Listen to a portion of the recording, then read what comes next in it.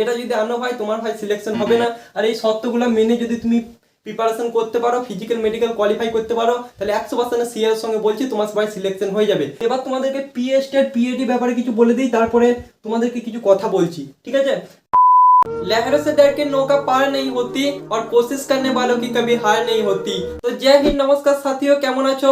আশা করছি ভালো আছো এবং নিজের নিজের প্রিপারেশনের সঙ্গে মস্ত আছো। তো দেখো আজকে তোমাদের সামনে একটা ইম্পর্টেন্ট ভিডিও, এসএসসি জিডি 2024 ফিজিক্যালে মোস্ট ইম্পর্টেন্ট ডকুমেন্ট। দেখো আমি বিভিন্ন ধরনের ফিজিক্যালে গিয়েছি, সো ভেতরকার কিছু কথা বলবো এবং কোন কোন কারণের জন্য তোমাকে রানিং পর্যন্ত করতে দেবে না, সেখান থেকে বাড়ি আসতে হবে। তো বাড়ি যদি আসতে না হয় ভিডিওটা প্রথম থেকে শেষ পর্যন্ত দেখো, আজকে তোমাদেরকে ভেতরকার কিছু কথা বলবো। সো ভিডিওটা মোস্ট ইম্পর্টেন্ট। তোমার কোনো বন্ধু যদি এসএসসি জিডি 2024 ফিজিক্যালে ডাক পায়, তাকে ভাই ভিডিওটা অবশ্যই শেয়ার করে দিও এবং একটা লাইক করে আমার মোটিভেশনটাকে একটু বাড়াও। তো চলো ভিডিওটা আমরা শুরু করি।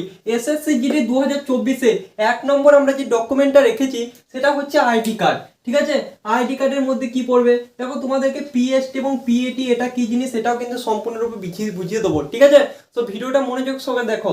দেখো আইডি কার্ডের মধ্যে তোমাদের 1 নম্বর পড়ে আধার কার্ড, 2 নম্বরে পড়ে প্যান কার্ড এবং 3 নম্বরে পড়ে ভোটার কার্ড। তো তিনটের মধ্যে তুমি যে কোনো একটাকে নিয়ে যেতে পারো এবং তোমার যদি তিনটে থেকে থাকে তিনটেকে নিয়ে গেলে কোনো রকম প্রবলেম হবে না, তার সঙ্গে জেরক্স করে নেবে, ঠিক আছে। কটা জেরক্স করবে? 3টে জেরক্স করে নিও। প্রথম আমরা রেখেছি আইডি কার্ড, সেকেন্ড আমরা কি রেখেছি মোস্ট ইম্পর্টেন্ট পয়েন্ট, যেটার জন্য তোমাকে রানিং পর্যন্ত করতে দেয় না, সেটা হচ্ছে অ্যাডমিট কার্ড। এবার এখান থেকে ভিডিওটা মনোযোগ সহকারে দেখো, অ্যাডমিট কার্ডের এখান থেকে, ঠিক আছে।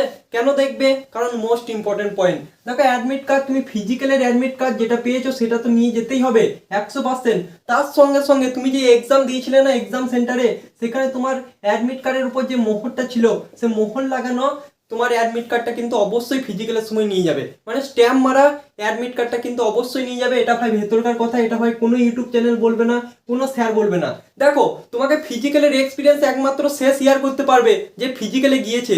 যে ভাই ফিজিক্যালে যায়নি, সে যত বড়ই স্যার হোক না কেন, সে কিন্তু ভাই শেয়ার করতে পারবে না। তো তোমাদেরকে রিকোয়েস্ট করছি, তোমরা এক্সামের সময় যে অ্যাডমিট কার্ডটা পেয়েছো সেটা যেন অবশ্যই নিয়ে যাও। দেখো এটা যদি না নিয়ে যাও বিভিন্ন ধরনের প্রবলেম হতে পারে, এটা সম্পূর্ণ ওদের উপর নির্ভর করে, ঠিক আছে। তো এমন পজিশনে আসতে পারে তোমাকে বাড়িতে ফোন বা বিশ্বাস মানে অত হ্যাপাজাপিতে না গিয়ে তোমাদেরকে রিকোয়েস্ট করবে এক্সামের সময় অ্যাডমিট কার্ডটা অবশ্যই নিয়ে যাও, ঠিক আছে। ক্লিয়ার? তাহলে এক্সামের সময় অ্যাডমিট কার্ড আর একটা হচ্ছে ফিজিক্যাল অ্যাডমিট কার্ড, মানে তোমাদের দুটো অ্যাডমিট কার্ড কিন্তু লাগবে। 3 নম্বর আমরা রেখেছি মোস্ট ইম্পর্টেন্ট পয়েন্ট, ডোমেসিয়াল সার্টিফিকেটের 100% ইম্পর্টেন্ট। এই বছর তোমাদের বহিরাগতরা, ঠিক আছে, একটাও কিন্তু প্রবেশ করতে দেবে না। সেটা একমাত্র কিসের জন্য, কি দেখে দেবে না, সেটা হচ্ছে ডোমেসিয়াল সার্টিফিকেট। তো ডোমেসিয়াল সার্টিফিকেট যদি তোমার না থাকে তোমাকে কিন্তু রান করতে এই বছর দেবে না, ঠিক আছে। তো ডোমেসিয়াল সার্টিফিকেট এখনো পর্যন্ত যারা বার করোনি অবশ্যই বার করে নাও, যত তাড়াতাড়ি পারবে ডোমেসিয়াল সার্টিফিকেটটা কিন্তু বার করে নাও। এটা কিন্তু মোস্ট ইম্পর্টেন্ট পয়েন্ট, এই তিনটে কিন্তু মোস্ট ইম্পর্টেন্ট। 4 নম্বর আমরা রেখেছি ফটো। ফটো কটা নিয়ে যাবে? 5 থেকে 10টা। দেখো ফটো বেশি নিয়ে গেলে তোমারই লাভ, ঠিক আছে। এবার ফটোতে একটা কথা বলে দিই, এটা কোনো রকম তোমার অ্যাডমিটে যে ফটো আছে সেই ফটো কিন্তু চাই না, নর্মাল 5টা ফটো হলেই হবে, ঠিক আছে, মানে ছবি হলেই হবে, ঠিক আছে। তারপর হচ্ছে ST, SC, EWS, OBC certificate. তুমি যদি এদের মধ্যে কিছু হয়ে থাকো এই কাস্ট সার্টিফিকেটগুলো কিন্তু অবশ্যই নিয়ে যাবে, এটা কিন্তু মোস্ট ইম্পর্টেন্ট। অরিজিনালের সঙ্গে 3টে জেরক্স, ঠিক আছে। মনে করো তুমি ইডব্লিউএস এ অ্যাপ্লিকেশন করেছো, ঠিক আছে, অ্যাপ্লিকেশন করার সময় তুমি 20 নাম্বার ছাড় পেয়েছো। এবার যখন তোমার ফিজিক্যাল বা ডকুমেন্ট ভেরিফিকেশন হচ্ছে সেখানে তোমার ডোমেসিয়াল মানে ইডব্লিউএস সার্টিফিকেটই নেই, তাহলে কি তোমাকে কোয়ালিফাই করবে? একদম বার করে দেবে, ঠিক আছে। সো এই সার্টিফিকেটগুলো অবশ্যই মোস্ট ইম্পর্টেন্ট, যাদের আছে অবশ্যই নিয়ে যাবে। তারপরে মোস্ট ইম্পর্টেন্ট 10 পাস সার্টিফিকেট। তোমার 10 পাসে যত রকম ডকুমেন্ট আছে সমস্ত কিছু নিয়ে যাবে, বিকজ এসএসসি জিডি হচ্ছে তোমার 10 পাসে।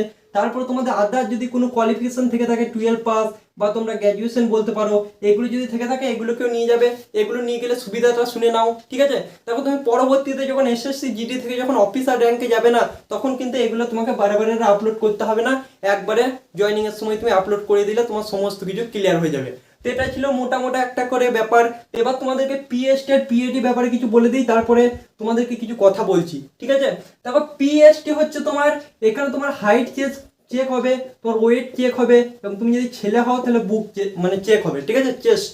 তো তারপরে পিইটি পিএটিতে অনলি তোমার রানিং চেক হবে, যেটা হচ্ছে 5 কিলোমিটার রান 24 মিনিট টাইম। তো প্রথমে তোমার হাইট, তারপরে ওয়েট, তারপরে চেস্ট, তারপরে হচ্ছে 5 কিলোমিটার রানিং। তো পিএসটি পিএটি সম্পূর্ণরূপে তোমাদের ক্লিয়ার। তো তো দেখো তোমাদেরকে আরেকটা কথা বলতে চাই, দেখো এই সার্টিফিকেট গুলো তো তোমরা নিয়ে যাবে, তার সঙ্গে সঙ্গে তোমাদের যত কাগজপত্র আছে না সমস্ত কিছু নিয়ে যাবে। সো রিস্ক নেবার কোনো দরকার নেই, এগুলোকে অনলি চেক করবে, ঠিক আছে? এগুলো মোস্ট ইম্পর্টেন্ট, এগুলো ভাই দেখবে, ঠিক আছে? আর তোমাদের যদি বাদ বাকি কোনো সার্টিফিকেট থেকে থাকে সেগুলোকে নিয়ে যাবে, যেমন খেলার সার্টিফিকেট, সেখানে তোমরা হাইডে ছাড় পাবে। তো বিভিন্ন ধরনের যে সার্টিফিকেট গুলো হয় না সেগুলো তোমরা নিয়ে যেতেই পারো, এটা তোমার সম্পূর্ণ ব্যক্তিগত ব্যাপার।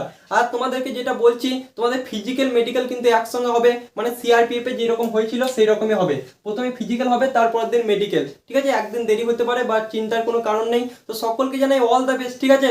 নিজের ড্রিমটাকে পূরণ করার দায়িত্ব কিন্তু তোমার। আর এই বছর যা প্রিপারেশন ভাই, তোমাদের কাট অফ কি হবে কেউ বলতে পারছে না, তোমাদের কাট অফ 0.25 পর্যন্তও যেতে পারে, ঠিক আছে? 0.50 পর্যন্ত বেশি যেতে পারে। তোমরা বিভিন্ন ধরনের পোস্টে দেখেছো ফিজিক্যালের থেকে মেডিকেলে কাট অফ বা তোমাদের ফাইনাল মেরিটে কাট অফ কমেছে। সেই বছর এসএসসি জিডিতে যে কি কাট অফ যাবে সেটা কিন্তু ভাই এখন থেকে কেউ বলতে পারছে না। তো তুমি যতদূর পর্যন্ত সুযোগ পেয়েছো সুযোগটাকে সৎভাবে ব্যবহার করো। নিজের মাইন্ডের মধ্যে একবারে এনো না যে আমি এই নাম্বারে সিলেকশন পাবো না, এটা যদি আনো ভাই তোমার ভাই সিলেকশন হবে না। আর এই শর্তগুলো মেনে যদি তুমি প্রিপারেশন করতে পারো, ফিজিক্যাল মেডিকেল কোয়ালিফাই করতে পারো, তাহলে 100% সিএর সঙ্গে বলছি তোমার সবাই সিলেকশন হয়ে যাবে। তো ভিডিওটা কেমন লাগলো অবশ্যই কমেন্ট বক্সে জানাবে। তো আজকের মতো এই পর্যন্তই। জয় হিন্দ, বন্দে মাতরম।